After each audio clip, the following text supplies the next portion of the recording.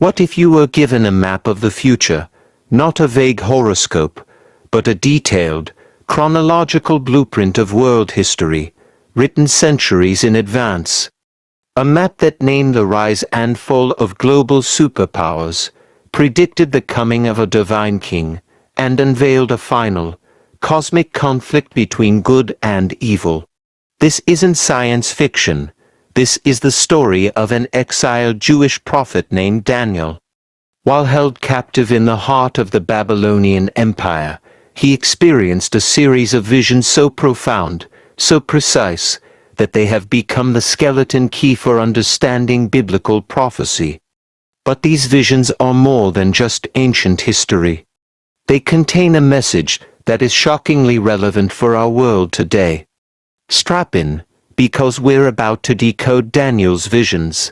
Before we dive into the strange beasts and cosmic battles, we need to meet the man himself.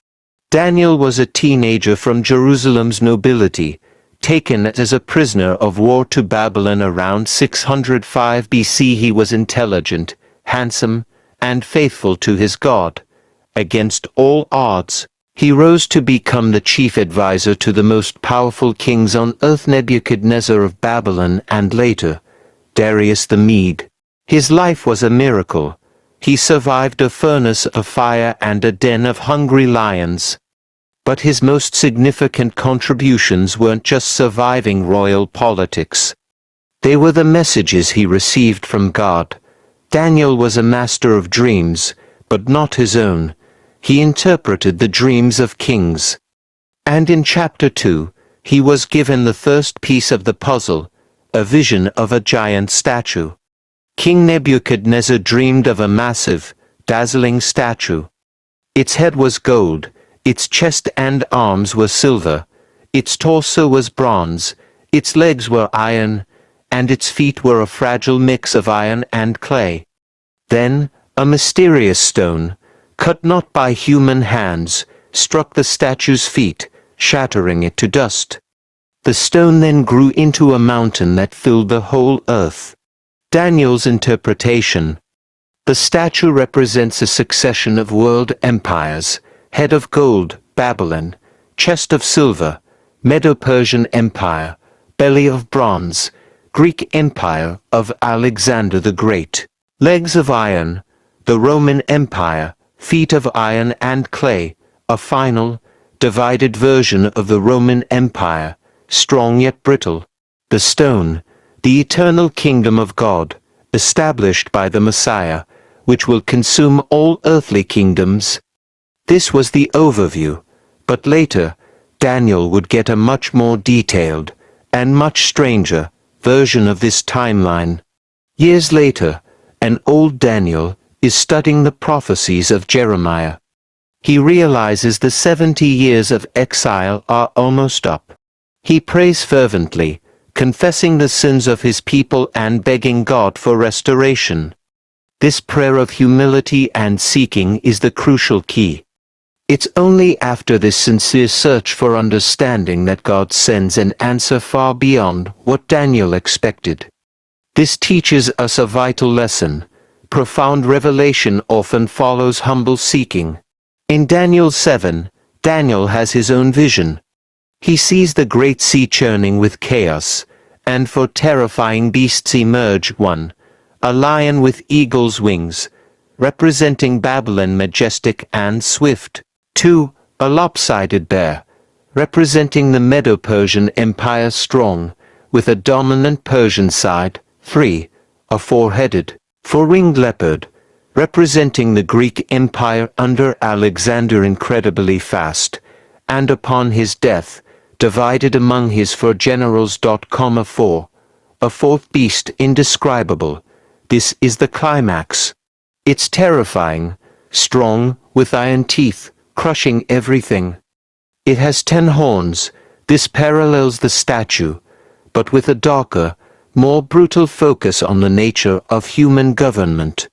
But the vision isn't over. The focus shifts to the 10 horns. Among the 10 horns of the fourth beast, a little horn emerges. It uproots 3 of the other horns. This horn has the eyes of a man and a mouth that spoke boastfully.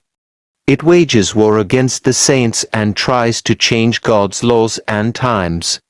This figure is the Antichrist, the ultimate embodiment of human arrogance and rebellion against God. He is the final ruler of the final empire, but his reign is short-lived. Just as the little horn seems unstoppable, the scene shifts to heaven. Thrones are set up, and the Ancient of Days, or God the Father, takes his seat. His clothing is white as snow, his throne is flaming fire. This is the divine courtroom.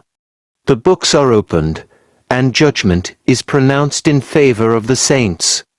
The beast is slain and its body destroyed. This is the ultimate reassurance. No matter how powerful evil appears on earth, heaven is still in control. 2 years later, Daniel gets another, more focused vision in chapter 8. The two-horned ram, Media and Persia, is defeated by a goat from the west, Greece, with a single great horn, Alexander the Great.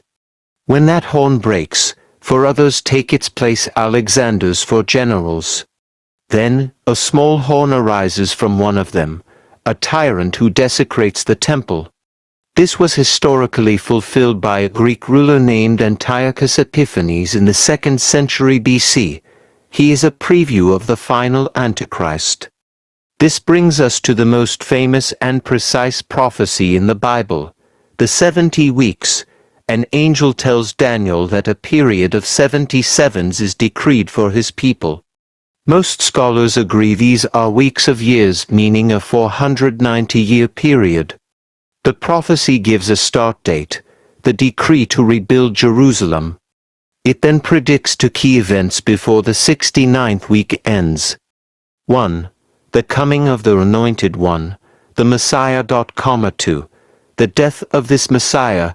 History shows that from the decree of Artaxerxes in 444 BC, exactly 483 years, 69 weeks of years later, brings us to around 33 AD, the time of Jesus' triumphal entry and crucifixion.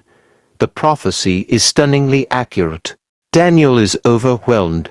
He fasts and prays for 3 weeks.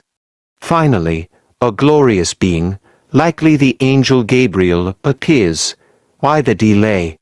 He explains he was fighting the prince of the kingdom of Persia, a demonic power influencing the Persian Empire. He needed the help of the archangel Michael. This reveals a critical truth. The events we see on earth are directly connected to an unseen spiritual war in the heavenly realms. The angel gives Daniel a blow-by-blow account of future Middle Eastern politics. He describes the wars between the Ptolemaic dynasty, king of the south, in Egypt, and the Seleucid dynasty, king of the north, in Syria, with jaw-dropping accuracy, all written centuries before it happened. This serves as proof of God's sovereign knowledge. If God can get these historical details right, we can trust him on the future ones. The prophecy culminates with the rise of the final king of the north, the Antichrist figure. He will set up the abomination that causes desolation in the temple. Then comes a time of unprecedented distress. But Michael will arise, and God's people will be delivered. Daniel is told to seal the words of the scroll until the time of the end. He is confused, asking, "My Lord, what will the outcome of all this be?"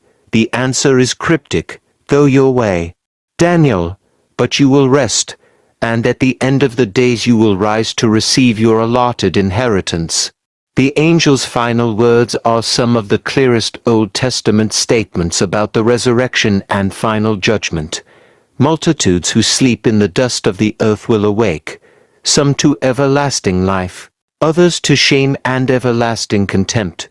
The book ends with a personal word for Daniel: "As for you, go your way till the end. You will rest, and then at the end of the days you will rise." So, why does this 2,500-year-old prophecy matter to you and me today? Because the timeline of Daniel points directly to our era. The final kingdom, the revived Roman Empire symbolized by the 10 toes and 10 horns, is a future reality. Many scholars believe we are living in the era of the feet of iron and clay, a time of globalism and fragile alliances, waiting for the rise of the final ruler. Daniel's visions are not given to satisfy our curiosity about the future. They are given to shape our character in the present. The ultimate message of Daniel is not fear, but hope. It's a reminder that human empires rise and fall. Tyrants boast and are then silenced. But the kingdom of God, the stone cut without hands, is eternal. It cannot be shaken. The same God who gave Daniel the map of history is the one who holds your future. In a world of chaos, the message is this: God is sovereign. He knows the end from the beginning. Therefore, our call is the same as Daniel's, to remain faithful, to seek understanding, and to trust that, no matter what happens, the Ancient of Days is on the throne. The story ends not with a beast, but with a resurrection, and that changes everything. Thanks for watching. What biblical topic should we explore next? Let us know in the comments. Subscribe for more content that connects ancient wisdom to modern life. Remember to like, subscribe, and hit the notification bell so you don't miss our next deep dive.